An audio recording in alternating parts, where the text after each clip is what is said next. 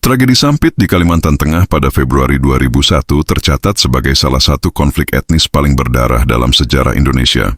Peristiwa ini melibatkan dua kelompok besar, suku Dayak sebagai penduduk asli dan suku Madura yang sejak masa kolonial hingga Orde Baru banyak merantau ke Kalimantan untuk bekerja di sektor perkebunan, pertambangan, hingga perdagangan. Kehadiran orang Madura membawa perubahan besar di beberapa wilayah. Namun, perbedaan budaya, pola hidup, dan cara bersaing dalam ekonomi kerap menimbulkan gesekan. Konflik kecil sering pecah, perkelahian di pasar, pertikaian antar warga, hingga perebutan lahan. Meski awalnya tampak sepele, masalah itu menumpuk dan meninggalkan luka mendalam di hati kedua pihak. Situasi semakin memanas ketika seorang pemuda Dayak ditemukan tewas dengan luka parah di tubuhnya. Isu pun beredar bahwa ia dibunuh oleh sekelompok orang Madura. Kabar tersebut menyulut kemarahan. Malam itu juga, jenderang perang dipukul. Para tetua dan panglima Dayak menganggap kesabaran mereka sudah habis, dan tiba saatnya membalas dendam demi kehormatan leluhur. Di sebuah rumah panggung di tepi hutan, para pemimpin Dayak menggelar ritual. Para pemuda melumuri tubuh dengan minyak khas, mengangkat mandau mereka tinggi-tinggi, lalu menggoreskan sedikit darah ke tanah sebagai tanda memanggil perlindungan roh nenek moyang. Dari sinilah pertempuran besar dimulai.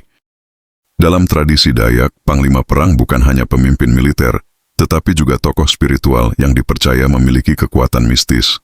Kebal senjata, mampu menghilang, hingga bisa memanggil roh leluhur. Mereka memimpin pasukan Dayak melakukan ngayau, ritual penggal kepala musuh, yang dipercaya memperkuat jiwa pejuang sekaligus menjaga keseimbangan kosmis. Dengan mandau pusaka di tangan, pasukan Dayak menyerbu perkampungan Madura. Satu persatu rumah diserang, para lelaki dipenggal kepalanya, sementara tangisan anak-anak dan jeritan perempuan menggema di udara.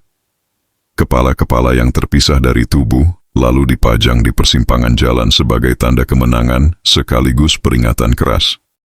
Kesaksian banyak warga menyebut bahwa para panglima Dayak bergerak secepat bayangan. Ada yang percaya mereka memanggil hujan darah sebagai pertanda peperangan. Apapun kenyataannya, yang jelas peristiwa itu menebarkan ketakutan luar biasa.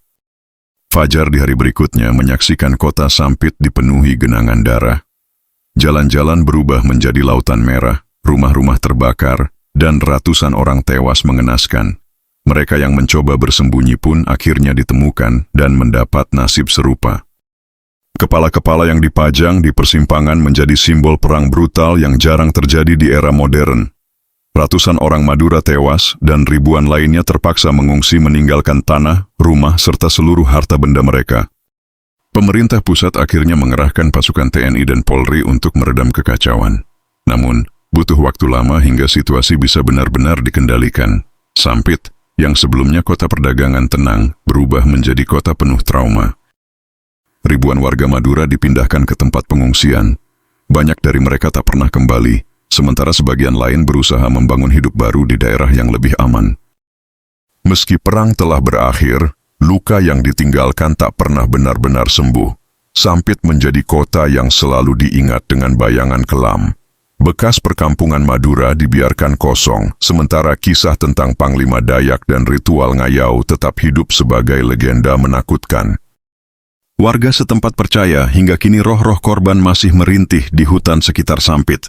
Ada yang mengaku mendengar suara tangisan di malam hari, melihat bayangan samar, bahkan sosok pria tanpa kepala berjalan di tengah kabut. Kisah ini membuat sebagian warga enggan keluar rumah pada malam-malam tertentu. Di sisi lain, cerita tentang seorang pemuda Madura yang kembali mencari jejak keluarganya juga menjadi bagian dari kisah tragis ini. Dalam penuturannya, ia mendapati kenyataan bahwa dendam tidak pernah benar-benar membawa akhir, melainkan hanya memperpanjang penderitaan. Tragedi Sampit 2001 adalah pengingat keras bahwa kebencian etnis dapat berujung pada bencana kemanusiaan. Ratusan orang kehilangan nyawa, ribuan lainnya kehilangan tanah dan rumah, sementara trauma yang ditinggalkan masih terasa hingga kini. Sejarah kelam ini menunjukkan bahwa perselisihan kecil, bila dibiarkan membesar, dapat berubah menjadi konflik besar yang menelan korban tak terhitung. Kisah Sampit bukan hanya catatan masa lalu, melainkan peringatan agar bangsa ini tidak lagi terjebak dalam dendam, diskriminasi, dan kekerasan antar suku. Demikianlah pembahasan kali ini tentang tragedi Sampit 2001. Yang suka sama video ini jangan lupa like, comment, share, dan subscribe. Terima kasih.